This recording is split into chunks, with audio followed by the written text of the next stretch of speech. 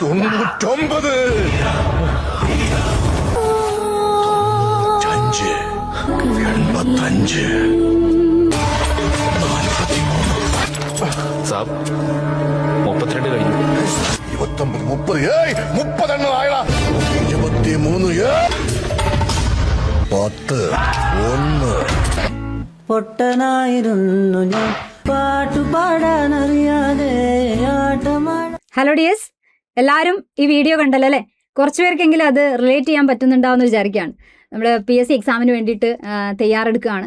അപ്പം നമ്മൾ വിചാരിക്കുന്നു കുറേ കാര്യങ്ങൾ ഇങ്ങനെ പഠിക്കുന്നുണ്ട്, ക്ലാസ്സസ് ഒക്കെ കാണുന്നുണ്ട്, കുറേ നോട്ട് എഴുതുന്നുണ്ട് അല്ല, ഇതൊക്കെ പഠിക്കുന്നു. എക്സാമിന് പോകുന്ന സമയത്ത് എക്സാം ഹാളിൽ എത്തുന്ന സമയത്ത് നമുക്ക് കുറേ ഓപ്ഷൻസ് ഒക്കെ കാണുമ്പോൾ ഇതൊന്ന് ശരിയായിരിക്കും എന്നൊക്കെ തോന്നി മാർക്ക് ചെയ്ത് സന്തോഷത്തിൽ ഇറങ്ങി വരുന്നു. വീട്ടിലെത്തുന്ന സമയത്തേക്കും ആൻസർ കീ ഒക്കെ വരുവാണെങ്കിൽ അത് വെച്ച് കമ്പയർ ചെയ്ത് നോക്കുമ്പോൾ ആദ്യമുള്ള പ്രതീക്ഷകളൊക്കെ ഓരോന്നായിട്ട് ഇങ്ങനെ പോവാണല്ലേ. ചിലപ്പോൾ 90 മാർക്കൊക്കെ കിട്ടുന്നൊക്കെ പ്രതീക്ഷിച്ച് വരുമ്പം കുറേ ആൻസറൊക്കെ അങ്ങോട്ടും ഇങ്ങോട്ടും മാറിയിട്ടുണ്ടാവും. ഒരുപാട് പ്രസ്താവന ക്വസ്റ്റ്യനൊക്കെ കാണുന്ന സമയത്ത് നമ്മൾ എക്സാം ഹാളിൽ വേറെ തന്നെ ഒരു മൈൻഡാണ്. ശരിയായത് ഏത് അല്ലേ, ശരിയല്ലാത്തത് ഏത്, ഇതൊക്കെ ചിലപ്പോൾ വായിച്ചെടുക്കുമ്പോൾ തന്നെ നമ്മൾ പോലും വിചാരിക്കാതെ അങ്ങോട്ട് മാറിപ്പോവും. ശരിയല്ലാത്തത് എന്നൊക്കെ പറയുന്നത് ചിലപ്പോൾ എക്സാം ഹാളിൽ ശരിയായത് എന്നൊക്കെയാണ് നമ്മൾ ഒറ്റ വായനയിൽ ഉണ്ടാവുക. അപ്പോൾ അവിടെയുള്ള നമ്മളൊരു ടെൻഷനും കാര്യങ്ങളൊക്കെ കൊണ്ട് അങ്ങനെ കുറേ കാര്യങ്ങൾ തെറ്റിപ്പോകുന്നു, കുറേ കൺഫ്യൂഷൻ ഉണ്ടായിട്ടുണ്ടാവും. അവിടെ നമ്മൾ കുറച്ച് കാര്യങ്ങൾ കറക്കി കുത്തി അങ്ങനെ കുറച്ച് മൈനസ് വരുന്നു. അവസാനം അങ്ങോട്ടും ഇങ്ങോട്ടും കൊടുക്കാനുള്ള കണക്കും ഒക്കെ വെച്ച് നോക്കുമ്പം PSCക്ക് അങ്ങോട്ട് കൊടുക്കാനുള്ളതും നമുക്ക് ഇങ്ങോട്ട് കിട്ടാനുള്ളതൊക്കെ വെച്ച് നോക്കുമ്പം ഈ ഒരു അവസ്ഥയിലേക്കാണ് ചിലപ്പോൾ നമ്മൾ മാർക്ക് കൊണ്ടുവന്നെത്തുന്നത് അല്ലേ. അപ്പോൾ ഒരുപാട് ആൾക്കാരുടെ ടെൻഷനാണ്. നന്നായിട്ട് പഠിക്കുന്ന അവസാനം ആകുമ്പോഴേക്കും കുറേ മൈനസായി പോവുകയാണ്, ഫുള്ള് കൺഫ്യൂഷനാണ്. ക്വസ്റ്റ്യൻ കാണുമ്പം ഭയങ്കര കൺഫ്യൂഷൻ, ക്വസ്റ്റ്യൻ കാണുമ്പോഴല്ല ഓപ്ഷൻ കാണുന്ന സമയത്ത് ഭയങ്കര കൺഫ്യൂഷനാണ്. പിന്നെ ഇത് എങ്ങനെയാണ് ചെയ്യുക, സ്കോർ എങ്ങനെ കൂട്ടിയെടുക്കാം അല്ലെ, ഈ രീതിയിലുള്ള ഡൗട്ടും കാര്യങ്ങളൊക്കെ തന്നെയാണ് എല്ലാ ആൾക്കാർക്കും ഉണ്ടാവുക.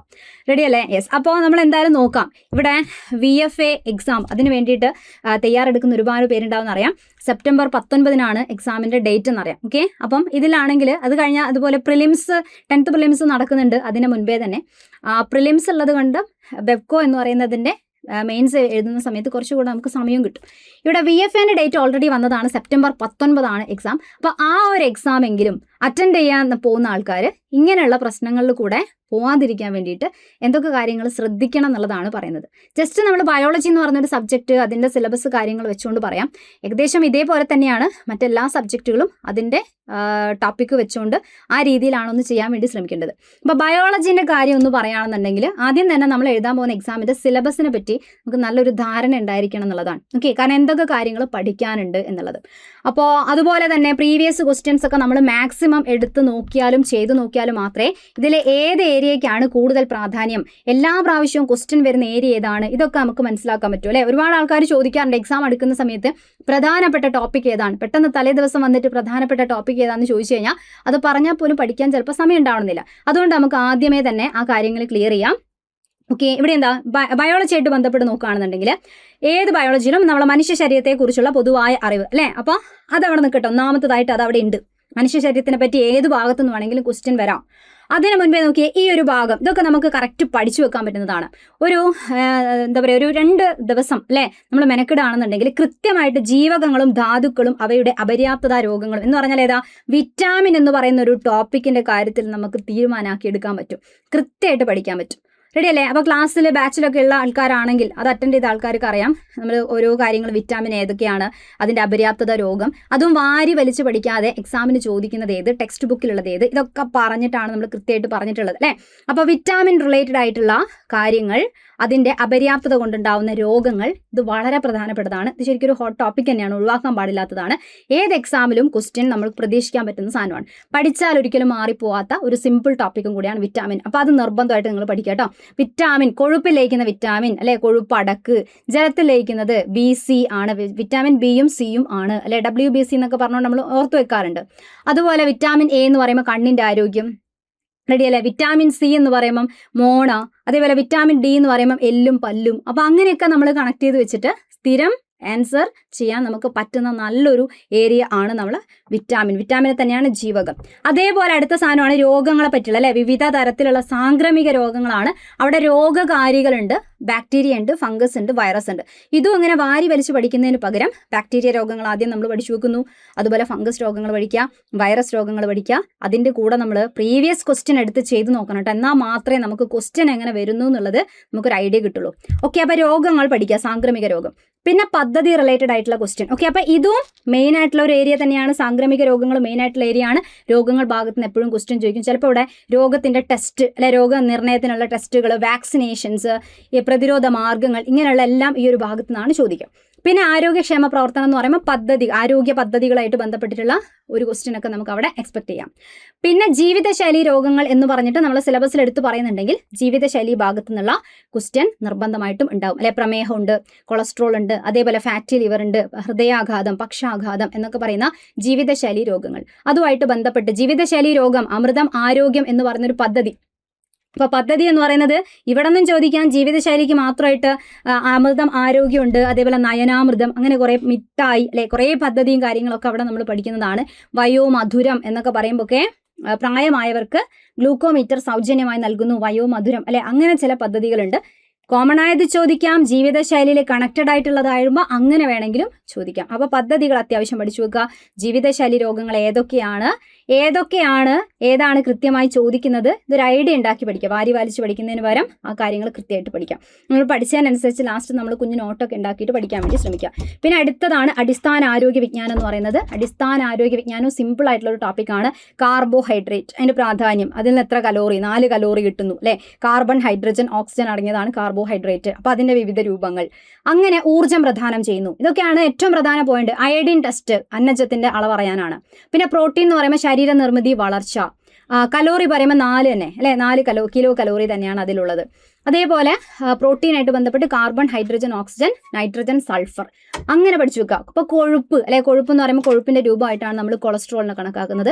കൊഴുപ്പ് അധികം കഴിക്കാൻ പാടില്ല. അപ്പോൾ കലോറി എന്ന് പറയുന്നത് നേരത്തെ പറഞ്ഞ 2നേക്കാളും ഡബിളിനേക്കാൾ കൂടുതലാണ്. എന്ന് പറഞ്ഞാൽ 9 കിലോ കലോറിയൊക്കെയാണ് വരുന്നത്. അപ്പോൾ കലോറി അവിടെ വ്യത്യാസമാണ്. അപ്പോൾ കൊഴുപ്പ് കൂടിക്കഴിഞ്ഞാലുള്ള പ്രശ്നങ്ങൾ, ഇങ്ങനെയുള്ള കാര്യങ്ങളൊക്കെ പഠിക്കുക. പിന്നെ BMI കാൽക്കുലേറ്റ് ചെയ്യുക, ബോഡി മാസ് ഇൻഡെക്സ്. ഒരാളുടെ വെയിറ്റ് കിലോഗ്രാമിൽ എടുക്കുന്നു, ഡിവൈഡഡ് ബൈ ഹൈറ്റ് മീറ്ററിലാക്കിയിട്ട് 2 പ്രാവശ്യം ഡിവൈഡ് ചെയ്യുക അല്ലേ. അങ്ങനെ BMI കാൽക്കുലേറ്റ് ചെയ്യുക. ഇങ്ങനെയുള്ള ആരോഗ്യ വിജ്ഞാനമാണ് അടിസ്ഥാന ആരോഗ്യ വിജ്ഞാനം എന്ന് പറയുന്ന കുഞ്ഞു ടോപ്പിക്ക്. ഇവിടെ എപ്പോഴും ചോദിക്കാറില്ലേ, പ്രോട്ടീൻ അപര്യാപ്തത കൊണ്ട് കുഞ്ഞുങ്ങളിലൊക്കെ ഉണ്ടാകുന്ന രോഗം എന്ന് പറയുമ്പോൾ ക്വാഷിയോർക്കർ, മരാസ്മസ്, പ്രോട്ടീനായിട്ട് ബന്ധപ്പെട്ട രോഗം. സ്ഥിരം ചോദിക്കുന്ന കുറച്ച് ക്വസ്റ്റ്യനും ഏരിയകളൊക്കെ ഉണ്ട്, അത് നമ്മൾ പഠിച്ചു വെക്കുക.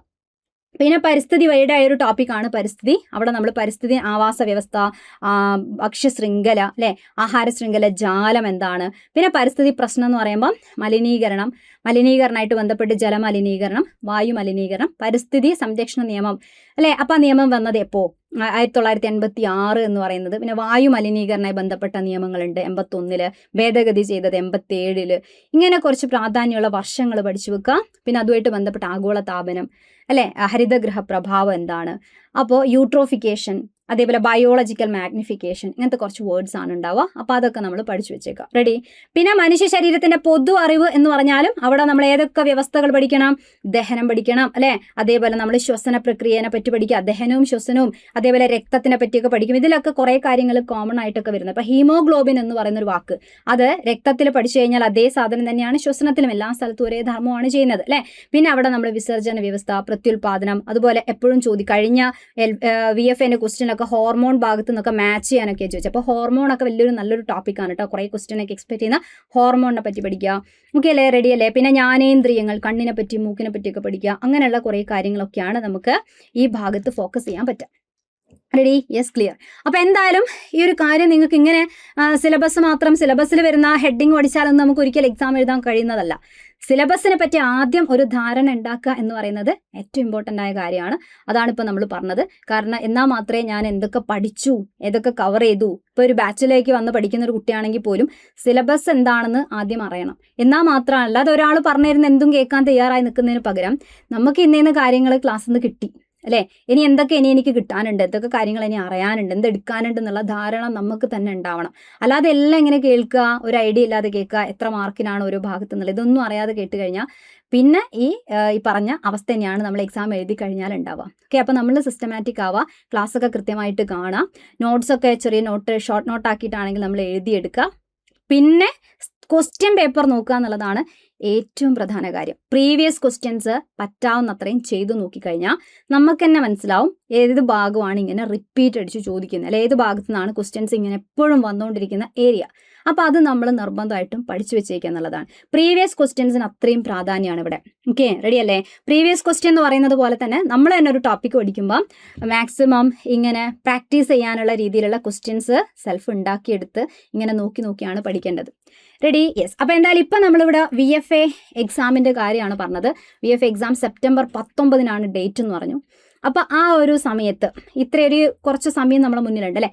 ആ ഒരു സമയത്ത് കൃത്യമായിട്ട് ഇതേപോലുള്ള ഭാഗത്തുനിന്ന് വരുന്ന ക്വസ്റ്റ്യൻ ഡിസ്കഷനിൽ കൂടെ മാക്സിമം പ്രാക്ടീസ് ചെയ്തിട്ട് നോക്കണമെന്ന് ചിലർക്കെങ്കിലും ആഗ്രഹിക്കുന്നുണ്ടാവും. കാരണം കഴിഞ്ഞ ഒരുപാട് എക്സാമുകളൊക്കെ അങ്ങനെയായി. ഇനിയൊരു VFA മുന്നിലുണ്ട്, അപ്പോൾ അതാണ് എനിക്ക് ഫോക്കസ് ചെയ്യാനുള്ള അടുത്തൊരു എക്സാം എന്ന് തോന്നുന്ന ആൾക്കാരുണ്ടെങ്കിൽ മാക്സിമം ക്വസ്റ്റ്യൻസ് ചെയ്ത് നോക്കണം. എന്താ ചെയ്യേണ്ടതെന്ന് അറിയാത്തവരുണ്ട് എന്നുണ്ടെങ്കിൽ അവർക്ക് ഒരു സന്തോഷ വാർത്തയും കൂടെ ഇപ്പം ഞാൻ പറയാണ്. നമ്മളൊരു പുതിയൊരു ബാച്ച് അങ്ങോട്ട് സ്റ്റാർട്ട് ചെയ്യാണ്. ഓക്കെ, അപ്പോൾ ബെപ്കോ LDCക്കും അത് യൂസ്ഫുൾ ആവും. കാരണം അതിൻ്റെ പ്രിലിംസ് ഇപ്പം കഴിഞ്ഞതിന് ശേഷമാണ് മെയിൻസ് വരിക. അപ്പോൾ കുറച്ചുകൂടെ സമയം അവിടെ ഉണ്ട്.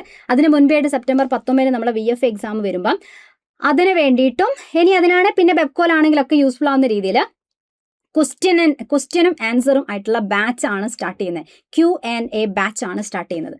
Okay, ready? അപ്പോൾ ഇവിടെ ക്വസ്റ്റ്യൻ ആൻസർ എന്ന് പറയുമ്പോൾ തന്നെ അവിടെ പ്രാധാന്യത്തിനാണ് പ്രീവിയസ് ക്വസ്റ്റ്യൻ പേപ്പർ ഡിസ്കഷൻ എന്ന് വെച്ചാൽ ജസ്റ്റ് ക്വസ്റ്റ്യൻ വായിക്കുന്നു, ആൻസർ പറയുന്നു, അങ്ങനെ മാത്രമല്ല. ഒരു ആൻസർ വന്നു കഴിഞ്ഞപ്പോൾ ഒരു ക്വസ്റ്റ്യൻ വായിക്കുന്നു, അതിൻ്റെ ആൻസർ ഓപ്ഷൻ A ആണ് എന്നുണ്ടെങ്കിൽ ബാക്കി ഓപ്ഷൻസ് അപ്പോൾ എന്താണ് എന്ന് നമ്മൾ തിരിച്ചറിയണം അല്ലേ? അപ്പോൾ ഓപ്ഷൻ B എന്ന് പറഞ്ഞാൽ അതെന്താണ്, അതിൻ്റെ ക്വസ്റ്റ്യൻ എന്താണ്, ഓപ്ഷൻ C എന്താണ്, എന്താ വ്യത്യാസം, അതിനാണ് നമ്മൾ റിലേറ്റഡ് ഫാക്ട് എന്ന് പറയുന്നത്. ഇപ്പോൾ ഒരു ക്വസ്റ്റ്യൻ, അതിൻ്റെ ആൻസർ, അതിൻ്റെ റിലേറ്റഡ് ആയിട്ട് വരുന്ന ഫാക്ട് കണക്റ്റഡ് ആയിട്ട് എങ്ങനെ പഠിക്കണം, ഇങ്ങനെ. ഇപ്പോൾ അങ്ങനെയാണ് ഒരു 5 ക്വസ്റ്റ്യൻ നമ്മൾ അതിൻ്റെ ആൻസർ ആൻഡ് മറ്റുള്ള ഓപ്ഷൻസിൻ്റെ റിലേറ്റഡ് ഫാക്ട് പഠിച്ചു കഴിഞ്ഞാൽ തന്നെ നമ്മളോലെ അറിയാതെ വലിയൊരു ഏരിയ നമ്മൾ അങ്ങ് കവർ ചെയ്ത് പഠിക്കുകയാണ് ചെയ്യുക. ഓക്കെ, അപ്പം നമുക്കൊരു ഐഡിയ ഉണ്ട് ഇവിടെ നിന്ന് അങ്ങോട്ട് കാണാം. അപ്പോൾ ഇതാണെങ്കിൽ അടുത്ത ഓപ്ഷൻസ് എങ്ങനെയാണ് ഇവിടെ തെറ്റാണെന്ന് പറയാനുള്ള കാരണം, അപ്പോൾ അതിൻ്റെ ശരിയായിട്ടുള്ള ക്വസ്റ്റ്യൻ എന്താണ് അല്ലേ? അപ്പോൾ ഈ കാര്യങ്ങളൊക്കെ നമ്മൾ അറിഞ്ഞ് ക്വസ്റ്റ്യൻ്റെ കൂടെ റിലേറ്റഡ് ഫാക്റ്റൊക്കെ മാത്രം മാക്സിമം ഡിസ്കസ് ചെയ്യുന്നു. പ്ലസ് പ്രാക്ടീസിന് വേണ്ടിയിട്ടുള്ള കൂടുതൽ ക്വസ്റ്റ്യൻസും ഒക്കെ ഉൾപ്പെടുത്തിയിട്ടുള്ള ഒരു ബാച്ചാണ്. എന്തായാലും ഈ ഒരു എക്സാം നല്ല രീതിയിൽ എയിം ചെയ്യുന്ന ആൾക്കാർ, അത് ഫോക്കസ് ചെയ്തിട്ടാണ് നിങ്ങൾ നിൽക്കുന്നതെങ്കിൽ ഈ ബാച്ച് എന്തായാലും യൂസ്ഫുൾ ആയിരിക്കും. മാക്സിമം ക്വസ്റ്റ്യൻ, റിലേറ്റഡ് ഫാക്ട്, ഡിസ്കഷന് വേണ്ടിയിട്ട് തന്നെയുള്ള എക്സ്ട്രാ ക്വസ്റ്റ്യൻസ് എല്ലാം കൂടി ആയിട്ടുള്ള ഒരു ബാച്ചാണ്. എന്തായാലും ബാച്ച് സ്റ്റാർട്ട് ചെയ്യുന്ന ഡേറ്റ് പറയാം. ജൂലൈ 16 ബാച്ച് സ്റ്റാർട്ട് ചെയ്യുന്നത് കേട്ടോ. ജൂലൈ 16 സ്റ്റാർട്ട് ചെയ്യാണ്. പിന്നെ ആ ബാച്ചിൻ്റെ ആ കോഴ്സിൻ്റെ ഫീ എന്ന് പറയുന്നത് 999 ഫീസ് വരുന്നത്. ഓക്കെ അല്ലേ? യെസ്. അപ്പോൾ എന്തായാലും ഈ ഒരു എക്സാമിൽ മാക്സിമം എങ്ങനെ ഇതുവരെ ക്വസ്റ്റ്യൻ പേപ്പർ ഡിസ്കഷൻ ഒന്നും ഇല്ലാതെ കുറേ നോട്ട് എഴുതുക അല്ലേ, അത് ഇങ്ങനെ ഓരോ ക്ലാസ് ഇങ്ങനെ നോട്ട് എഴുതുക കാര്യങ്ങൾ തന്നെ, സെൽഫായിട്ട് റിവിഷൻ ഒന്നും ചെയ്യുന്നില്ല. ഈ ഏരിയ എന്നുള്ള ക്വസ്റ്റ്യൻ എങ്ങനെ വരുന്നു എന്നൊന്നും ഇനിയും ഐഡിയ ഇല്ലാത്ത ആൾക്കാരൊക്കെ ആണെന്നുണ്ടെങ്കിൽ വേഗം തന്നെ കോഴ്സിൽ ജോയിൻ ചെയ്യുക. എന്നിട്ട് നമ്മൾ സ്റ്റാർട്ടിങ് തൊട്ട് മാക്സിമം ക്വസ്റ്റ്യൻസ് ഒക്കെ ഡിസ്കസ് ചെയ്ത് പോകാമെന്നുള്ളതാണ് ഇനി ചെയ്യേണ്ടത്. ഓക്കെ അല്ലേ? റെഡി അല്ലേ? യെസ്. അപ്പോൾ കോഴ്സിലേക്ക് ജോയിൻ ചെയ്യാൻ വേണ്ടിയിട്ടും കോഴ്സിനെ പറ്റിയുള്ള കാര്യങ്ങളൊക്കെ അറിയാനൊക്കെ ആയിട്ട് ഇവിടെ താഴെ കൊടുത്ത നമ്പർ നിങ്ങൾക്ക് കാണാം. 9995100800. ആ നമ്പറിൽ നിങ്ങൾക്ക് കോൺടാക്ട് ചെയ്യാം. ഓക്കെ, അപ്പോൾ കോഴ്സിലേക്ക് ജോയിൻ ചെയ്യാം. എന്നിട്ട് ആദ്യം തൊട്ട് തന്നെ നമുക്ക് പഠിച്ചു തുടങ്ങാം. റെഡി അല്ലേ? ക്ലിയർ അല്ലേ? ഇപ്പോൾ പോലും നിങ്ങൾക്ക് ഒരു ഐഡിയ ഇല്ലാതെ ഒരു ട്രാക്കിലല്ലാതെ നിൽക്കുകയാണെങ്കിൽ പോലും മാക്സിമം ക്വസ്റ്റ്യൻ ചെയ്യുമ്പം ഷുവറായിട്ട് നിങ്ങൾക്ക് മനസ്സിലാക്കാൻ പറ്റും. റെഡി? അപ്പോൾ ക്വസ്റ്റ്യൻ ചെയ്യുമ്പോൾ നിങ്ങൾക്ക് നേരത്തെ പറഞ്ഞതുപോലെ ഓരോ സബ്ജക്റ്റിലും, ബയോളജി മാത്രമല്ല ഓരോ സബ്ജക്റ്റിലാണെങ്കിലും ഇമ്പോർട്ടൻ്റ് ആയിട്ടുള്ള ടോപ്പിക് ഏതാണ്, ഏത് ഭാഗത്തു നിന്നാണ് എപ്പോഴും ക്വസ്റ്റ്യൻ വരുന്നത്, ഈ ഒരു ഐഡിയ എന്തായാലും നിങ്ങൾക്ക് ഉണ്ടാവും. ക്ലിയർ? അപ്പോൾ ബാച്ച് സ്റ്റാർട്ട് ചെയ്യുന്ന ഒരിക്കൽ കൂടെ പറയുകയാണ്, ജൂലൈ 16 സ്റ്റാർട്ട് ചെയ്യുന്നത്. അപ്പോൾ പറഞ്ഞ നമ്പറിൽ നിങ്ങൾക്ക് കോൺടാക്ട് ചെയ്യാം. Okay, yes. അപ്പോൾ എന്തായാലും കൂടുതൽ വിശേഷങ്ങളൊക്കെ ആയിട്ട് നമുക്ക് ഇനി വീണ്ടും ക്ലാസ് കാണാം. All the best.